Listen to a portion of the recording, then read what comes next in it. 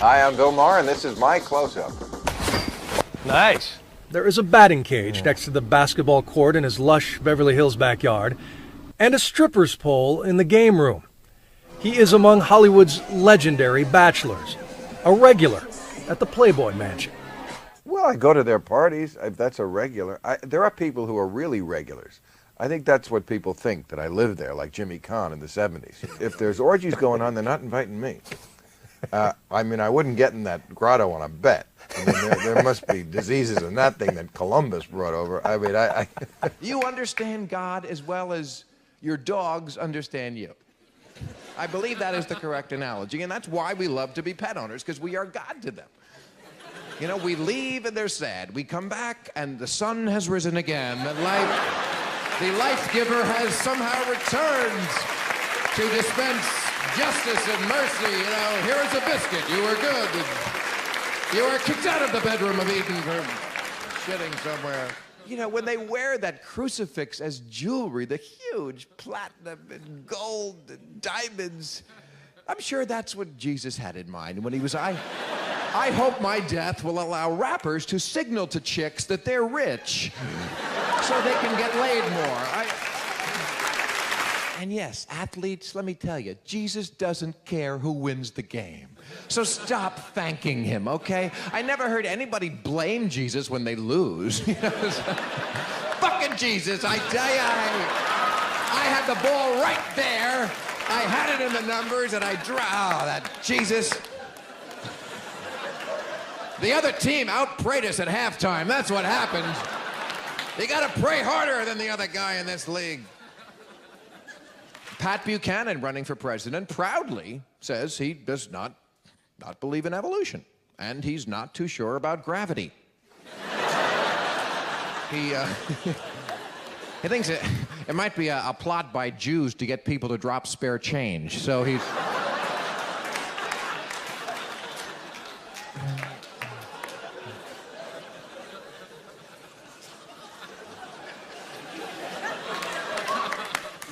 But I also tell you this about Jesus. He is not a Republican. I don't know how this party... No. I don't know.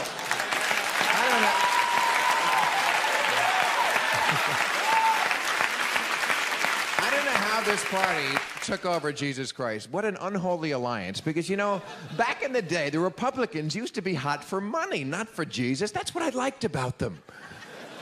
Jesus would not be a Republican. He needs a shave and a haircut, and he's... You know, he hangs out with the poor, he's compassionate, he's got a hooker friend. He's Ted Kennedy, this guy.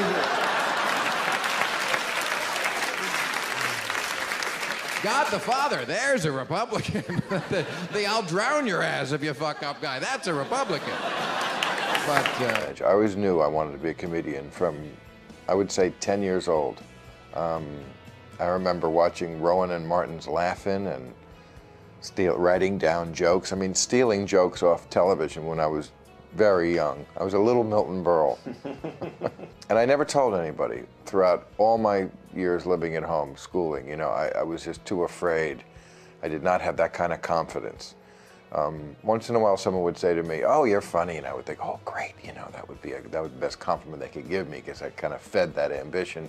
But I would never say I didn't have the confidence. Unlike so many kids today who come up to me and go, "I'm gonna be on your show, man. It's a fact, man." Yeah.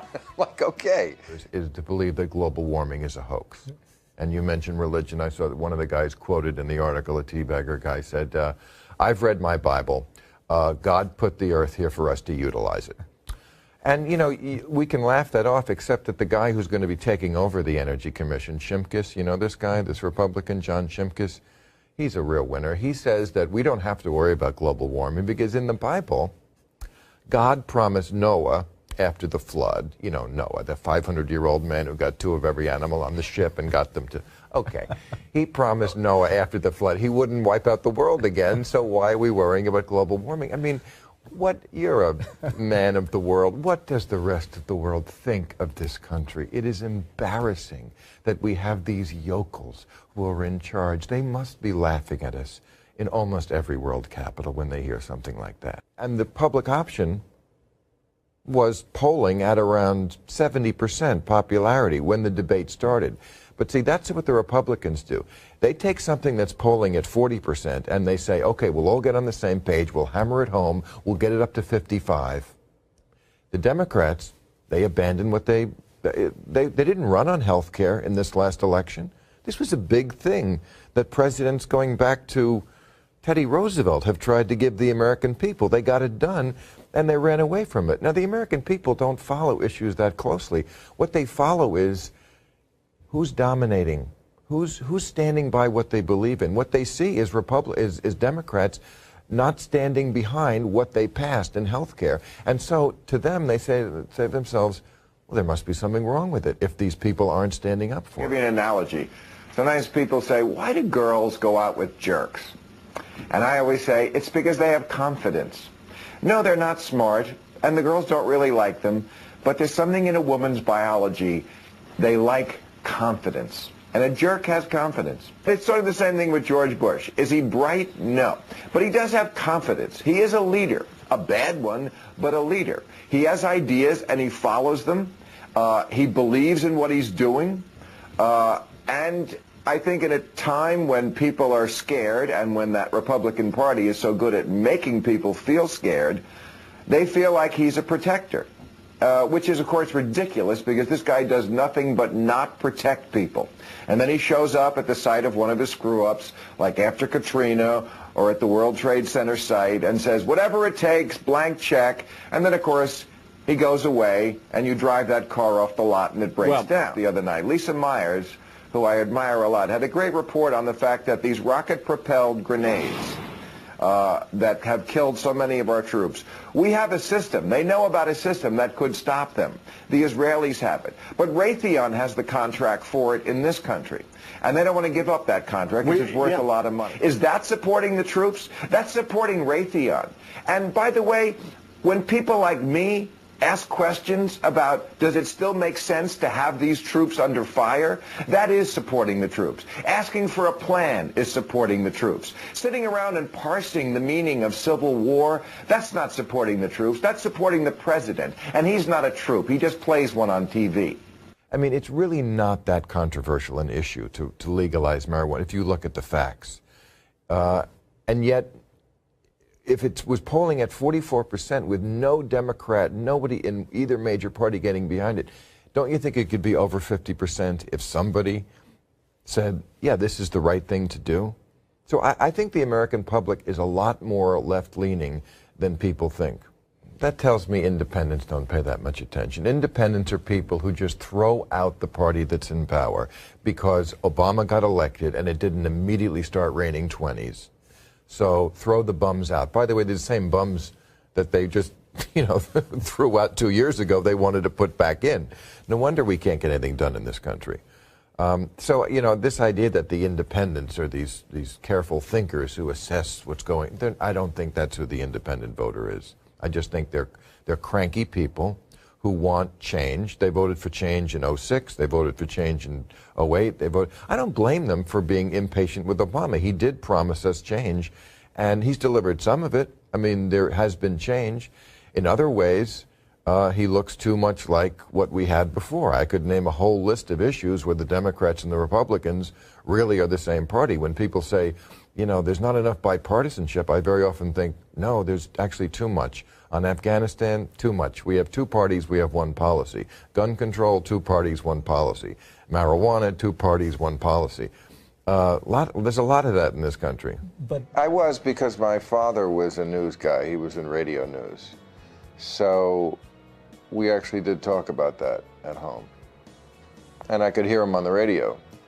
And I think you're always interested in what your father's doing. So it was always in my house, and I think I did start reading the paper at a younger age. And sometimes people say to me, you know, gosh, I don't know what's going on in the Middle East. Can you catch me up? And I'm like, no.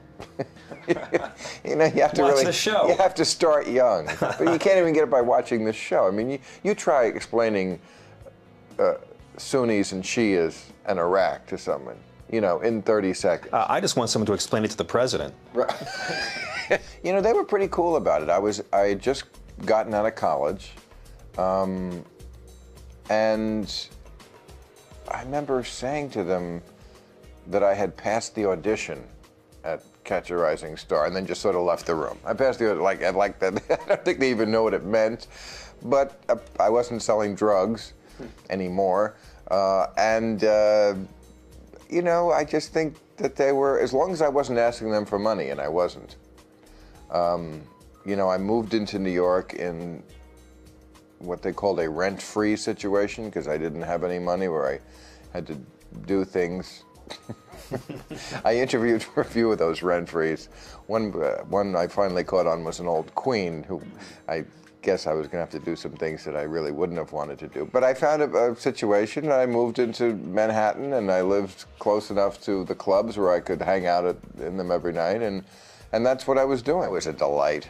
I don't know, I think we're all just little versions of the people we become. I don't think we really change character that much. I was very independent, I still am. I was kind of a control freak that drove my parents nuts. I'm still that.